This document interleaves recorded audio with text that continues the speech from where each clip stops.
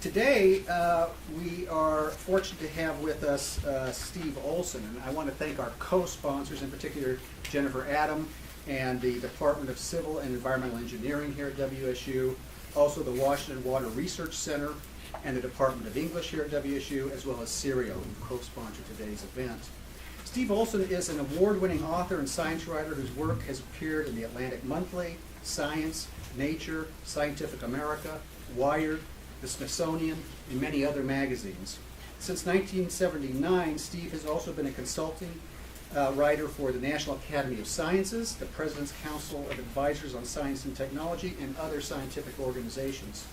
His books include Mapping Human History, Genes, Race, and Our Common Origins, which was nominated for the National Book Award, and more recently, Eruption, the Untold Story of Mount St. Helens, which was named one of the top nonfiction books of 2016 by Amazon, and which won the Washington State Book Award. Steve will be discussing that book later this evening in an event at 5 p.m. in the Packard Environmental Technology Building in room 202. Steve is currently working on a project on Hanford, and we're fortunate to have him with us here today to discuss his work on that project. Join me now in welcoming Steve Olson.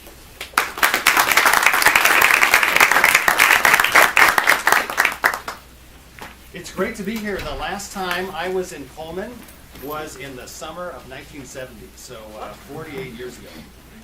I had finished the 8th grade. I grew up in Othello, the town that you pass on the way to get here from the University of Washington, from the other side.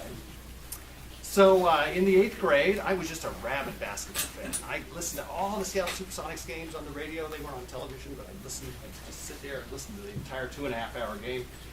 And I came to basketball camp here in the 8th grade. I'm sure that I just had visions of playing in front of thousands of fans. It was basketball camp being run by two young, up-and-coming coaches, Marv Harshman and Judd Heathcote. Do those names still ring a bell here? They both went on to have distinguished careers as college coaches. So that basketball camp at WSU, which probably took place right around here somewhere, demonstrated to me that I was never going to be a good basketball player. I mean, I came to that camp. I mean, I very rarely left Othello before the 8th grade. I mean, we would go play powerhouses like Matawan and what else? Waitsburg. Those were some of our games. So I come to basketball camp here, and there's hundreds of players who are taller than me and better than me, and that basketball camp is probably why I'm here now 48 years later as a writer rather than a basketball player. I decided I'd better find something else to do. So I moved away from Washington State in 1974 after I graduated from high school. I went to the East Coast. I went to Yale. I met my wife in the back of an English class at Yale, though I was a physics major at Yale, but I'd gotten interested in writing at that point. And when I graduated in 1978, I moved to Washington, D.C. It was the only place, a small magazine in Washington, D.C. offered me a job to come down and write for them. They didn't really write about science. I was this physics major who didn't have a lot of writing background. But still, it was the only job offer I had, so that's why I ended up in Washington, D.C. But after about a year, I decided, well, I really would like to go back and write a little bit more about science. I considered myself a science writer, so still wasn't getting any interest from magazines. So I sent a letter to the National Academy of Sciences, and I said, do you ever need any help putting out those reports? The National Academy of Sciences puts out hundreds of reports every year. It's a private, nonprofit group in Washington, D.C. that usually works on covering science and technology policy issues. And they opened my letter and probably called me on the telephone and said, sure, come on down and talk to us. So I started doing that in 1979, and I always thought that it was a job that I would do just for 3 or 4 years until I got a real job, and I'm still doing it 40 years later. So it's just turned out to be this wonderful little niche. I'm a consultant science and technology policy writer. That's what I've always done for a career. There aren't too many of us in the world, which means that there's always lots of work out there. There's an infinite amount of work that needs to be done. So I lived in Washington, D.C., raised my kids there, my wife, and then my wife got a job in Seattle 10 years ago. She went to work for the Gates Foundation, and so we moved back to Seattle. I'd been buttering her up by bringing her out here to vacation every summer, so she was sort of gradually becoming a Northwesterner, even though she's from the East Coast. And when I got there, as Cornell said, I'd written some books when I moved to Seattle, and I said, okay, well, I should really write some books about the state where I grew up, because I wasn't paying a lot of attention in Othello when I was there. So I said, what's the most dramatic thing that's ever happened in Washington State? Well, clearly, it was the eruption of Mount St. Helens. So I wrote a book published by Norton about 1.5 years ago. I'll give a little preview of my talk at 5 o'clock. The book is called The Untold Story of Mount St. Helens, and the book sort of looks like it's a book about the volcano, and it is, but it uses the volcano to tell a lot of other stories about sort of the history and economics and culture of Washington State. It's about logging. It's probably more about the Weyerhaeusers than it is about the geology of Mount St. Helens, because all of that has to do with what happened at Mount St. Helens the day that it erupted, with the big eruption. So that's my little preview of that. So then I said, okay, I'm done with that book. What's the second most interesting thing that's ever happened in Washington State? And I think pretty clearly it's the production of plutonium at the Hanford nuclear reservation. And my agent, who is in Washington, D.C., and my publisher is in New York, they were both very enthusiastic about this book. I really was surprised that they jumped at the opportunity. Hanford has been in the news recently, but a lot of people still have no idea really what Hanford is or where it is or what it's done. So this is going to be kind of an unusual book talk because I haven't finished writing it yet. And this is the very first time I've ever talked about it. So I'm going to use you guys, as I was telling people, some of the first people who came in here, I'm going to use you guys as sort of like a little focus group to do some workshopping on this book. Because I have a pretty good sense of the 4/5 of it that I've already written, and I'll talk about that. But I still haven't written the last 1/5 of it. So I'm toward the end of this talk, we're hopefully going to get into a little bit of a back and forth about what you're most interested in. And then you can read the book and see if I took your advice or not. But if you tell me your names, I'll put you all in the acknowledgments.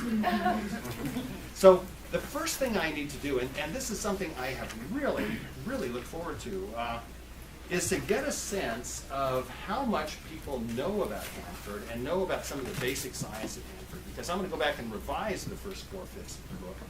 And I'll do so sort of in accordance. I mean, you guys are my perfect, you're the readers that I'm trying to reach with the kinds of books. So I'm gonna give you a quiz. We're on a college campus. You guys are used to that. I just want people to raise their hands. I'm going to get a rough sense of the answers and jot them down on this piece of paper. In some cases, well, I'm not going to tell you the answers. You'll have to read the book to figure that out. But so here's the very first question.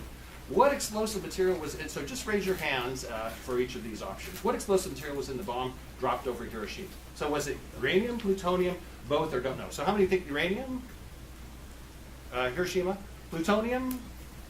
Okay, so we had like 2, 10, both.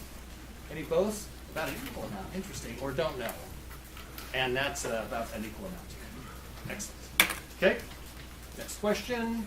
Same thing for Nagasaki. What explosive material was in that? Uranium? People know that. Plutonium? So we have 5 or 6. Hardly anybody voted for uranium. Both? About 5 for both. And don't know. So that's by far the majority. That's really interesting. This is perfect. How many days passed between the bombing of Hiroshima and Nagasaki? 1 day, 3 days, 6 days, or don't know. So 1 day? There's a couple, okay. 3 days? 6 days? Oh, you guys are good.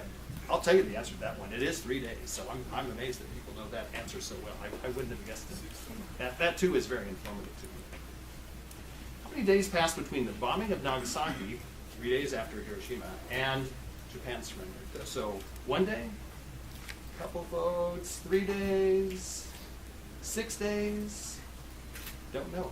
You guys really know your World War history, World War II history. This is impressive. Okay, here's an interesting one. Do you know what Fermi's paradox is? And there's a hint. It has something to do with extraterrestrial. Have you ever heard? Has anyone here ever heard of Fermi's paradox? So do you know what Fermi's paradox is? Excellent. I'm going to write about it. Okay. That answers that question.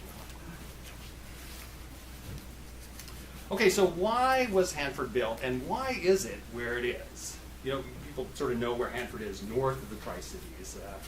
Othello is just about 20 miles downwind of Hanford. So when you're driving from here to Seattle, and you see Saddle Mountain on the right, on the left-hand side of the car, Hanford is right over that. Right over that.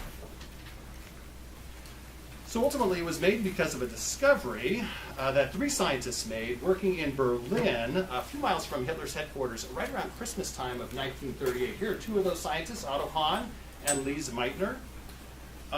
They discovered that uranium atoms can split into 2 lighter atoms, and they named this process fission. They actually asked somebody else, what do you call it when a cell divides? That person said fission, and so that's what they did with this process. So yet another question, how many people know what the process of fission is? Am I going to have to explain it? How many people don't know? About equal, okay, that's good. So anyway, I am going to explain this one.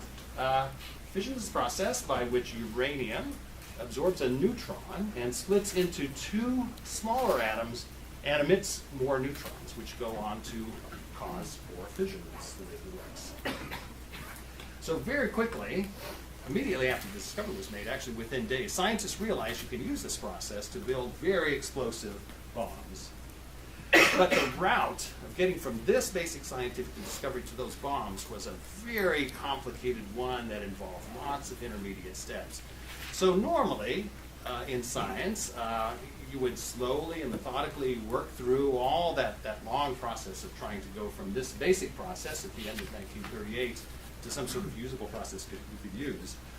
But, of course, the years 1939 through 1941 were far from normal years.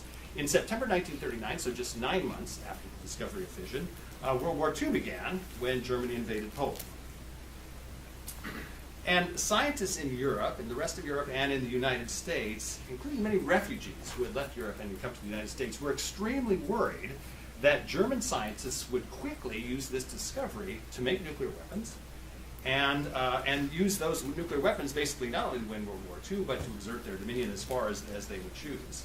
So both in Britain and the United States, scientists urged the government to support a greatly expanded program of research into the nuclear physics and nuclear chemistry to basically convert this basic discovery into a bomb. Now, it still took a while for momentum to get built up in the United States, but it accelerated especially after the attack on Pearl Harbor in December of 1941, when the United States entered into World War II. So at that point, scientists had discovered that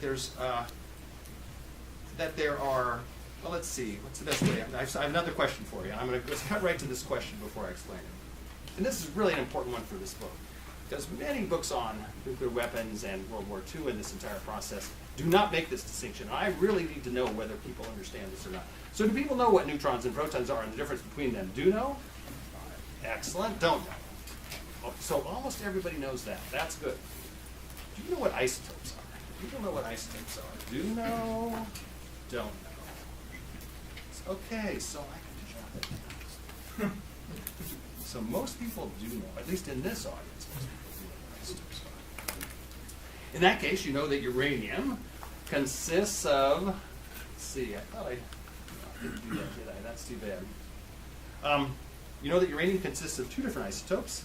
So most uranium atoms have 92 protons and 146 neutrons. That's uranium-238. Add the number of protons and neutrons together, that's the isotope. Less than 1% of the uranium that you find in natural uranium ore has 92 protons and 143 neutrons. That's uranium-235. And scientists realized within just a few months after this discovery that only 235, uranium-235 here, would fission through this particular process and could be used to build bombs. So the problem was that they needed to figure out some way of separating U-235 out of uranium ore. And U-235 is about 0.7 of 1%. It's about 0.7% of the isotopes. Most of the isotopes in natural uranium are 238. And it turns out to be very difficult to separate out uranium-235. We did this already. Huge factories were constructed in Oak Ridge, Tennessee, about 10 miles west of Knoxville, to put uranium ore in one end and basically try to get uranium-235 out the other.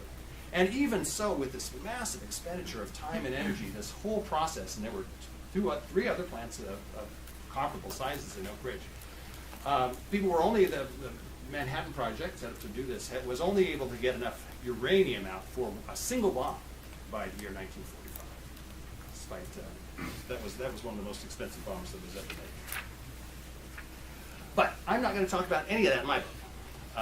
Because I'm going to, the whole, I mean, so many people have written about the Manhattan Project before, but my book really does take quite a different tack at it. I'm not going to talk about uranium at all. I'm going to talk very little about Los Alamos, where the scientists and the physicists and chemists put together the bomb. I'm going to focus on the second way to make an atomic bomb, and that's the way that I find that people know much less about. So my book starts in the laboratory of a scientist known as Glenn Seaborg. Here's a picture of Glenn Seaborg. Do people, so yet another question? We're getting close. There's only, I think, 11 altogether. Have you ever heard of Glenn Seaborg? So 4 or 5 people, or have not heard of Glenn Seaborg. The vast majority, really interesting. Good, so I'm glad, so I'm going to keep him in my book then, because you haven't heard of him. In 1941, so just a couple of years after the discovery of fission, Glenn Seaborg and 3 colleagues working at the University of California, Berkeley, my book starts in Berkeley actually, isolated a new element that they called plutonium. And one of the isotopes of plutonium has 94 protons and 145 neutrons, so it's known as plutonium-239. Now, Seaborg, and well, actually all scientists, very quickly realized that plutonium could also be used to build a nuclear bomb. In fact, it's even better than uranium-235 for building a nuclear bomb. And furthermore, it would be a lot easier to separate out plutonium because it's a distinct element. It's not 2 isotopes. It's a distinct element that has its own chemical properties. So it was going to be a lot easier, theoretically, to do this. The problem is that plutonium doesn't exist in nature. It's a transuranic element. So it has to be manufactured, atom by atom, you have to make plutonium. And the only way you can manufacture it is in a nuclear reactor. And in 1941, when Seaborg discovered plutonium, nuclear reactors didn't exist, and nobody in 1941 knew that it was going to be possible to even make a nuclear reactor. So I am going to tell the story of nuclear reactors in my book. It's a story that begins at Columbia University in New York and then moves to Chicago. It's organized largely around this man, Enrico Fermi. Fermi is certainly one of the most interesting people I've ever written about. Just a fascinating 20th century scientist. So I'm not going to tell you all that much about how reactors work here, because this story has been told quite a bit, but I sort of need to tell it in the context of Hanford. This is Fermi and his associates built some test reactors in Columbia and then moved out to the University of Chicago and started building test reactors there. This is how they did it. They just basically took these blocks of graphite.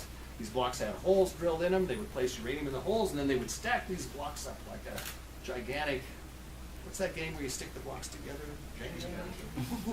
Tetris. Tetris, something like that. It's kind of like a Tetris game. You make this solid thing, and anyway, that's sort of the way. This is what Fermi's. There were no pictures taken of the very first nuclear reactor, so artists have always had to reconstruct it. Even at that time, this was being considered very secret, which is part of this book that I'll be talking about. Because what I'm going to emphasize in my book is that this reactor right here was built not just to demonstrate that a nuclear reaction was possible, which is how it's usually portrayed in books. It's usually said this was the very first nuclear reaction. Fermi built this reactor with a specific goal in mind, and that goal was to convert uranium-238 into plutonium, which then could be chemically isolated and made into nuclear weapons. This thing never would have been built if various scientists and government officials didn't already have that idea in mind.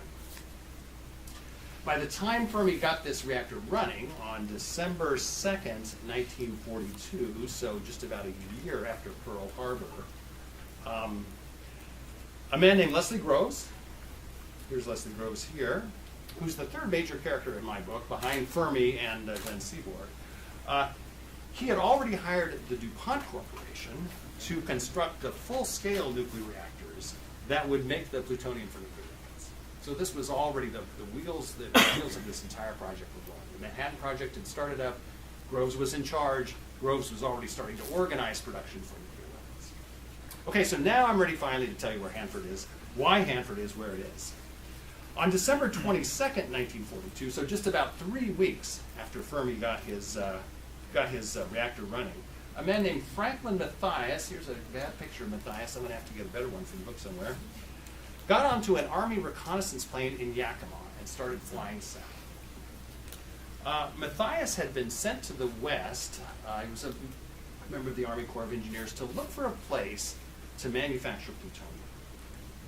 And as soon as he flew over the area where Hanford is now, he knew that he'd found exactly what he was looking for. And the reason is he had 6 criteria that the engineers at DuPont had given him that the site that he was looking for had to meet.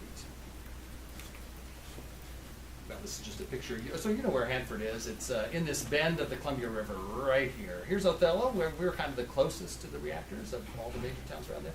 It's in this area right here. I still don't have a good picture of what Matthias would have seen that day. This one is from a little bit toward the end of World War II, and it doesn't show the loop of the Columbia River up over the north here. But Matthias was basically flying up from the south and saw this vast expanse laid out in front of him. So it had 6 things it needed. It needed cold water to keep the reactors cool, and the Columbia River could provide plenty of that. It needed electricity to run the pumps that would pump water through the reactors.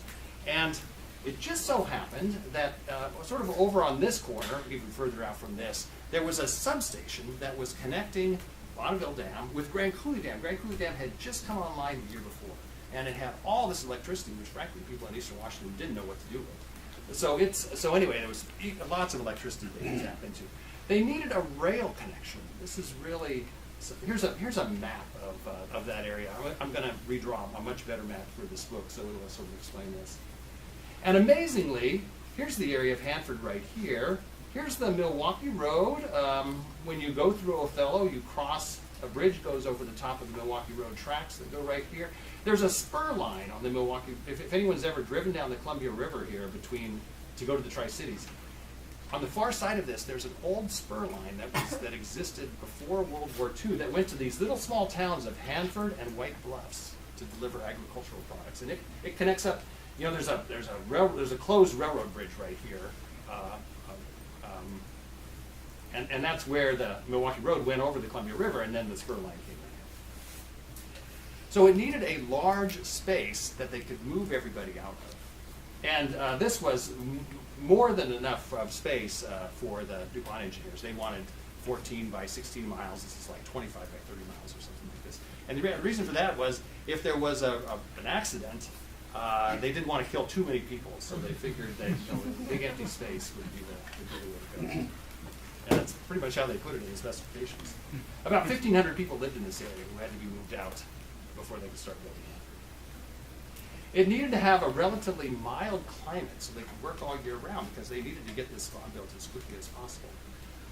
You know, having grown up here, I don't normally think of Eastern Washington having the mildest climate, but the Tri-Cities is low. That's why all these rivers flow together right around here. The Tri-Cities is down in a pretty deep basin. It's actually quite a bit warmer. These towns were famous in Washington State for delivering their produce early in the season because it was so much warmer in Hanford and White Bluffs than it was elsewhere. So the day Matthias flew over this area was the very first day of winter, but there's no snow on the ground. There's a little snow on Rattlesnake Mountain, but no snow on the ground. And it needed to have lots of gravel because they were going to make so much concrete and needed to have gravel for good foundations. And the Columbia River provided that too, just by working its way back and forth over this basin over so many eons and depositing all the gravel. So, I mean, the site was just perfect. Matthias thought, I'm going to put this quote in my book, there's no place else like it in the United States. Just met all the specifications. So the construction and operation of Hanford during World War II is the central part of my book, and it really is an amazing story. The people who were building that plant were just making it up as they went along. Scientists and engineers were developing these new technologies and new devices that had never been built, and they sort of needed it to work right away. And they didn't, usually when you're building a plant, you'll build a pilot plant or a semi-works or something like that. These guys were going basically from laboratory scale experiments directly to large scale industrial manufacturing within a year. Question number 10. How many people here have toured the V-reactor? 1, 2, 3. Oh, really? So everybody else has it. Interesting. This is a picture of the B reactor, the first of 3 reactors that were built during World War II, the first to be completed altogether. You know, Hanford has recently been, along with Los Alamos and Oak Ridge, made into a national park. It's a national park site. I've been to Oak Ridge, and I can say that the tour of the B reactor is going to be the highlight of this park. Very few people have gone there so far, but when you walk into this reactor, it is, here's the scientists laying up the reactor themselves. They're down here laying, I mean, it's built basically the same way Fermi built the reactors in Chicago. Big pieces of graphite, tubes that you could put uranium through, and so it would go, there's a tube that went through this big block of graphite about the size of a 2-story house. 2004 aluminum tubes that went through it. You put these fuel elements in one side, and they would get irradiated in the middle of the reactor, and you just push them out the backside, and that's how this reactor worked. When you walk in and see this, here's a picture of the B reactor. It's this building right here between these 2 water towers, holding emergency cooling water in case the pumps failed and they needed to keep the reactor cool. The reactor is right in this building right here. Anyway, when you walk into this place, it hasn't changed since the day Enrico Fermi started it in 1944. There's been one slight technological modification made in the 1950s, but the engineers who worked on this thing are so proud of it and have maintained it so well that it is just a spectacular thing to see. I mean, I really highly encourage, well, read my book first, because then you'll understand what this is all about, and then go see the B reactor, because you'll just be amazed that it's still there and still standing. So the Manhattan Project was almost not done in time to make a contribution to the end of World War II. So only in the spring of 1945, at that point Germany was very close to defeat, did Hanford begin making enough plutonium to manufacture atomic bombs. And the effort had almost collapsed just a few months earlier, because it turned out that you couldn't use the same design for an atomic weapon with plutonium that you could use with the uranium that they were making out at Hanford. I mean, making at Oak Ridge. This is the one part where I'm going to have to talk a little bit about uranium and a little bit about Oak Ridge. But first, another question. Implosion, does that word mean anything to people? Do people know what implosion technology is? So yeah, how many are familiar with it? And how many aren't? Everybody else, presumably. So about half and half in this case. Okay, good. So I'm going to just very briefly describe this now, because I want to leave us enough time to do a little bit of chatting. But the uranium bomb that was dropped on Hiroshima is basically a cannon barrel. And you take 2 pieces of uranium, you put them at either side of the cannon barrel. There's an explosive, high explosive behind one of the pieces. You fire off that explosive, the uranium rushes down this cannon barrel. When it comes together, makes a critical mass nuclear explosion.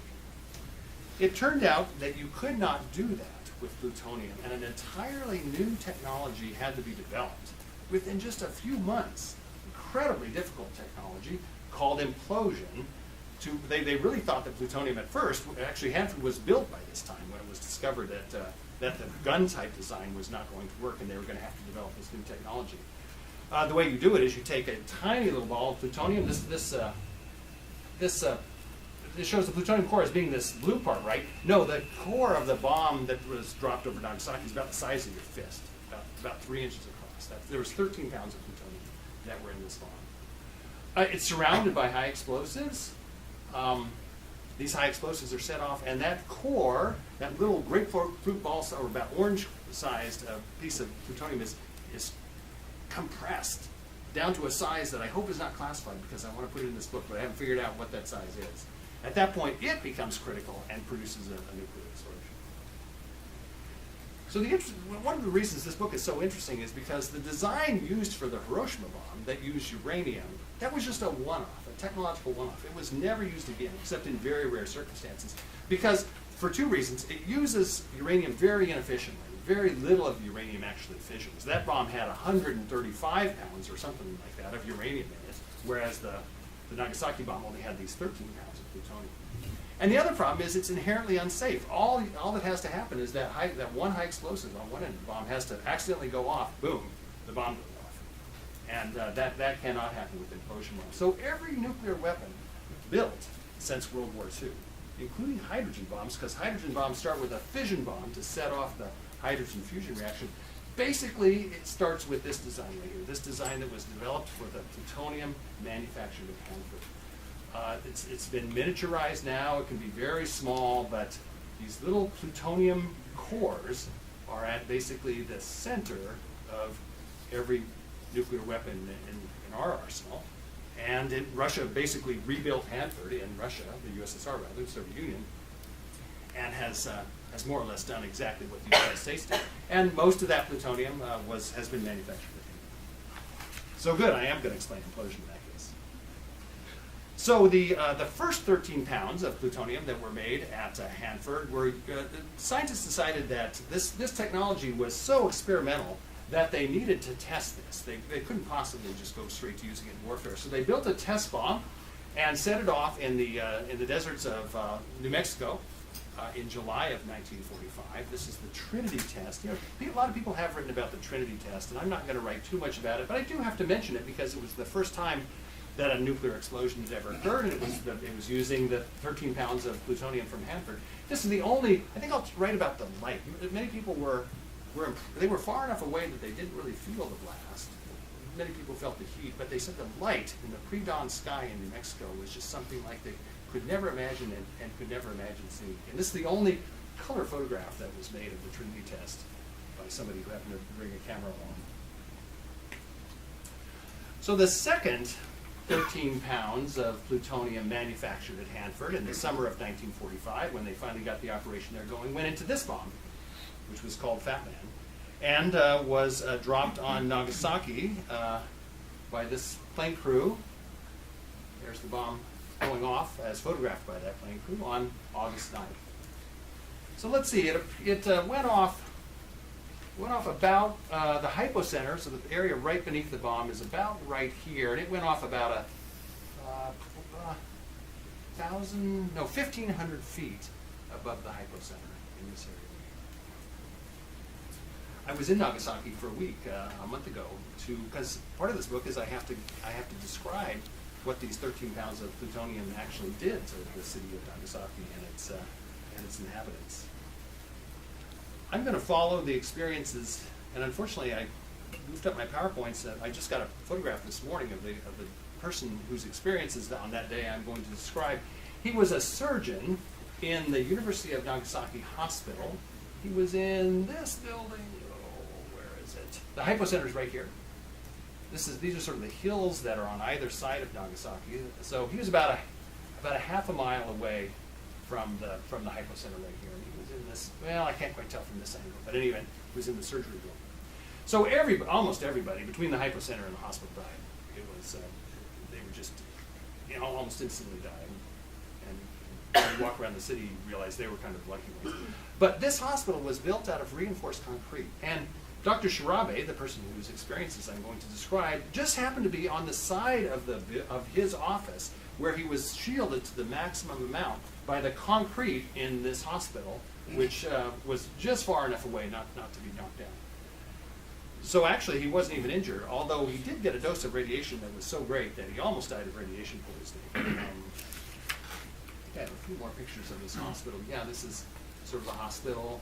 I described what happened to him on the next day. He sort of escaped with the survivors in the hospital. Many people in the hospital that died of this hillside back here where they started administering first aid to people. He did recover and went on to devote most of the rest of his life, he lived to the age of 90, to studying the effects of the atomic bomb on the people of Nagasaki. This, I'd forgotten that I threw this picture in there. Nagasaki is an unusual city in Japan. It was the city that was most open to Westerners and had a large population of Catholics, and this cathedral is actually right next to the hospital. Okay, so I'm not going to show you this to you yet because here's the part where I hope we can have a little bit of a conversation. So anyway, that brings me up to the 4/5 point of my book. I've now explained how Hanford got built, what plutonium is, and how it was used, and what its effects were on Nagasaki. And now I've got about, 60 or 70 pages that I haven't written yet to bring the story up to the present. It's everything that's happened in Hanford from 1945 until today. I mean, you could write a whole book about this. It's ridiculous. But people don't really want to read that book. So I'm going to talk about these things, but I'm sort of really interested in hearing from you which of these things you might be most interested in learning about. And then, like I say, you can read the book and see if I took your advice or not. So, did the bomb need to be used to end the war against Japan? There's a fascinating historical debate over this. It started almost instantly after World War II. It continues today and will never be resolved, I can tell you that. Hanford's role in the Cold War. The 3 reactors built during World War II were later joined by 5 more production reactors to make plutonium for the United States nuclear arsenal. By the 1980s, we had all the plutonium we'll ever need, and they were all shut down. But those are the boom times in the Tri-Cities when all of these reactors were being built and moving up. The threat posed by nuclear weapons, including the prospect of a nuclear winter in any sizable exchange of weapons and efforts to reduce the number of nuclear weapons in world arsenals. So this is basically a disarmament a section of the book. And the reason this relates is because all of our weapons have this plutonium from Hanford basically at their core. They're all triggered by Hanford plutonium. The cleanup of the Hanford site, and by this I might also include, I guess I didn't put on here, Downwinders issues. I'm a Downwinder. I grew up in Othello. In this. So what I'd like people to do, and then we'll just have a conversation, is vote for 2 of these. Vote for 2 of them that you'd most like to see, and I'm going to jot down the responses here. I know that makes it complicated. Did the bomb need to be used? I mean, I really will talk about all these things, but I'm just curious. You all sitting here, I have to take advantage of this to find out what you might be most interested in. A, are you interested in the use of the bomb against Japan? A few people, but not many. Okay? It's highly controversial, of course, this a difficult issue for any writer to write about, but sometimes that's what makes it fun. Hanford's role in the Cold War, so people interested in that? Yeah, far more people interested in that. Okay. Oh, I have 2 B's there, don't I? I do have the Downwinders. Dang it. That's what happens when you modify these darn things on the... Okay, B number 2. There's the Downwinders. Okay, people want to hear about the Downwinders. Interesting. Threat posed by nuclear weapons, disarmament type issues, 8 back down to 8, and Hanford cleanup. Those people. It's a local issue, you know. Yeah. So let's use that to open this conversation because we have about another 10, 12 minutes before we have to start wrapping up. Do you think you're most interested in this? And okay, now is the time to when you can ask me questions about either this book or the writing of this book because I'm right in the middle of it right now. Do you think you're most interested in Downwinder issues and cleanup because you live here, or do you think it's just because it's inherently interesting? Anna, remember this is a book, so my books appear, I mean this will be translated into Japanese, it will be in bookstores all over the country. My Mount St. Helens book has done great. I mean it's sold well. It's actually sold better outside of the Northwest than here because people in the Northwest think they've already heard that story, so they don't want to buy the book. Right. So yes, we'll start here in the front and then we'll work over that. Yeah, I think kind of both, honestly, because one of the parts of this that I think is interesting is that the producers of this and people living close to it have suffered detrimental effects to nuclear reactors, and I think that kind of raises this common question across borders. Right. Okay. Good. Yeah. Because that does connect it to the Nagasaki part as well, because much of what we know about the effects of radiation on human beings comes from the Nagasaki survivors. They were by far the largest group of people ever instantaneously exposed to large amounts of radiation. Other people did. Yeah. That's cleanup with leakage containment issues that have been in the news and public understanding of science, specifically of this issue. I think we would have a great opportunity to clarify to what extent those are dangers that are real dangers versus what are specters. Yeah, exactly. There's a lot of fear about Hanford, a lot of fear about radiation in general. What is the real hazard and what isn't? Yet another difficult topic to write about, but I'm going to have to take my best shot. There's somebody over here. Yes. Did you have a? Here's one. What is the cleanup? Say they spent all this money getting ready to clean up.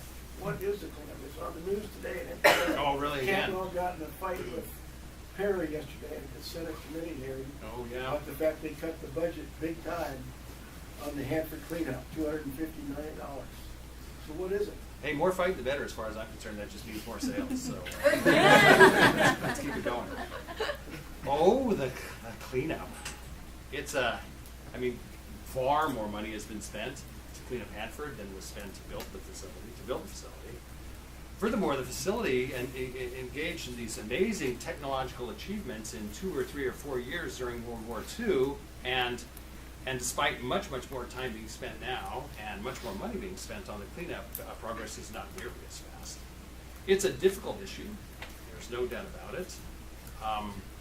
It's a political issue in that an option at Hanford, as with the reactors, would be simply to mothball and cocoon the whole thing and cross your fingers and to just sort of deal with the most obvious threats, such as the slow flow of radionuclides toward the Columbia River, try to deal with that massive problem, and hope for the best with the facility. So it is a political decision as to how much the rest of the country and federal government owes Eastern Washington, psychologically and politically, to clean up that site.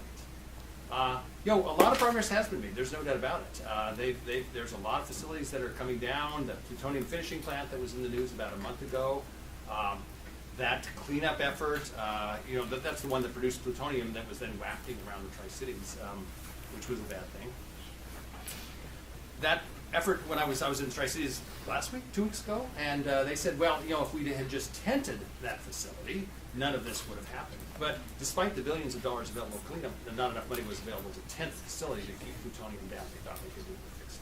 I don't know, what is the cleanup? I'm going to have to describe that in my book, and I don't have a short, concise answer for that. It's a multifaceted, multi-billion-dollar effort. Yes? Other things in addition to this? Yes, oh yeah, Sorry, absolutely, yeah. I'd be interested in knowing more about the radiation effects among not just people, but other animals also, and the ecology in the area. And then another one is just the kind of the people that were involved in what they think of it, or the kind of legacy of people's attitudes who were really close to it about some of these issues, and kind of the sociological kind of approach of what their feelings were on it. Yeah, I'm just about at the point right now, and in fact I have to do it in the next week, of choosing someone who is a downwinder to profile. And I have several candidates. They have to agree to do it, and so I need to contact them to see. That's a tricky issue, trying to find the perfect person for this book. But the animals issue is an interesting one. Many tests were run, even during World War II, on animals to try to determine what the effects of radiation were on them. Gosh, I was in Othello yesterday at the library, and one of the librarians said, they still come over from Hanford and test the milk of my cows. She has cows on her farm. I said, really? How could that be? You're not looking for radioactive iodine. All of that's decayed. But they must be looking for other things. She says, no, they're still there taking milk tests from my cows. Now, in that case, they're looking for milk contamination. But you're right. I had never thought about the effects on livestock and crops. Yeah, actually, there was a book called Justice Downwind written about the downwinders down in Utah, southern Utah, Nevada. Did you come across that book? I do know that book. And that was about the litigation, also about human beings, but also about animals. Oh, really? Farmers, Animals were in it. farmers Okay, were part of okay. that. The ranchers were part of the lawsuit. Right. And I don't know, was there ever any litigation from downwinders? There was. It's a long, complicated story, and I actually don't know how much of it I'm going to tell in this book. Thousands of lawsuits were filed, and it was eventually narrowed down to 6 bellwether cases in an effort to give guidance to the separate judges looking at these lawsuits. 6 of those 6 bellwether cases, 3 did result in monetary settlements and 3 did not. So it's been a very variable outcome as to what Downwinders did. It's a complication for my book. Many of the Downwinders who received settlements signed non-disclosure agreements, which makes it impossible for them to tell me about much of their experiences. So I'm going to have to go to people who were not part of those settlements to be able to talk to them. But there are thousands of people who are Downwinders. I mean, I was a Downwinder myself, but I only moved to Othello, and Othello is very close to the B reactors. I had never realized how close it was until I started working on this book. However, because I moved there in 1961, a lot of the radioactive iodine, which was released in the late 40s and 50s, had decayed by then, and that was the substance of greatest concern for many of the downwind lawsuits. You have about 5 more minutes. Yes. I know there's been a major nuclear accident, namely the Chernobyl disaster that happened in Russia. So has that been a major part of your study? Because you gave an example of Hiroshima and Nagasaki, since this was the major event that happened. So has this been a part of your study? And are there enough safety measures that have been taken after that disaster that happened? Yeah, there's many interesting parallels with Chernobyl. I don't think I'm going to go into it deeply, and I'm not going to go to Russia to do any research. An even closer parallel than Chernobyl is the facilities that were established in the Soviet Union to manufacture plutonium for their nuclear weapons, which, as I said, were basically their first reactor was a copy. They had copies of the blueprints that spies had sent to Russia that were then used to make one of their initial reactors. So their first bomb was essentially a copy of the bomb dropped on Nagasaki, and their initial reactors were Russia continued to build their reactors just the same way as the ones that were built over at Hanford. Using all the reactors at Hanford were built out of graphite, using the same basic design that was created in World War II. The Chernobyl reactor used elements of that design. It was a graphite reactor, and after the explosion of the Chernobyl reactor, well, we kept calling it explosion, but the fire and the spread of radioactivity from that fire, the last remaining production reactor at Hanford was shut down out of fears that it was too similar to the Chernobyl disaster, and Chernobyl was showing us something that could happen at Hanford. But I'd be even more interested in the production facilities in the Soviet Union, and because they had some accidents there as well. They had accidents that were always that could possibly have occurred at Hanford, but never did. Explosions in the waste, the effluent tanks, for instance, that are used to separate the plutonium out from the fuel elements. Yes. Was there like a lot of early dangers from working with Hanford, since it was such a new site that was like just thrown together? Like, what were like all the problems with working? If you look at the statistics, it was a relatively safe place to work. DuPont was known for its safety procedures, both before and during World War II. There were some accidents at the Hanford site during construction. They have studied the people who worked at Hanford over these many decades, and while there are some suspicious upticks in particular illnesses, they have not been able to draw strong correlations between the illnesses that people who worked at Hanford had and their exposure that might have happened. And this has always plagued the Downwinders lawsuits. It is extremely difficult to show that any given illness is caused by your exposure to radiation. That's difficult even in Nagasaki, although in Nagasaki there's certain exceptions to that statement. But even in cases of those kinds of exposures, it's difficult. So this causal link has always been hard to draw. There's one question back here that's behind the column that I kept ignoring. Sorry. I kind of see everything from the first B down as being related to the Cold War, or maybe the legacies of the Cold War. Yeah. And it seems to me that some of the secrecy down at Hanford and the fact that it's sort of been off of our collective map for so long owes a lot to the Cold War. Yeah, secrecy, another really interesting issue. And maybe I'll write about that in the last 4/5 of this book, because it was something that, yes, the fact that so much about Hanford was kept absolutely secret. I mean, we in Othello had very little idea of what was going on there. Most people in the Tri-Cities had very little idea of what their parents, kids of my generation, did not know what their parents did at the reactors, and the people who built the reactors in World War II had no idea. So would a more informed debate have led to different decisions along the way? I'm sure that's true. It's one of those crazy historical counterfactuals that's hard to demonstrate. But I think it does make an important point about continuing practice of making secret things you don't want to reveal, whether or not they really should be revealed to people. Okay, one more question maybe, and then we'll go. Yes?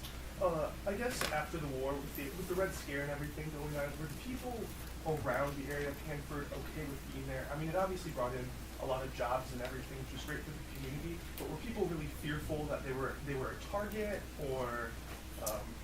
No, people in the Tri-Cities and in Hanford have always been extremely proud, and remain so to this day, of their contributions to national defense and to ending World War II.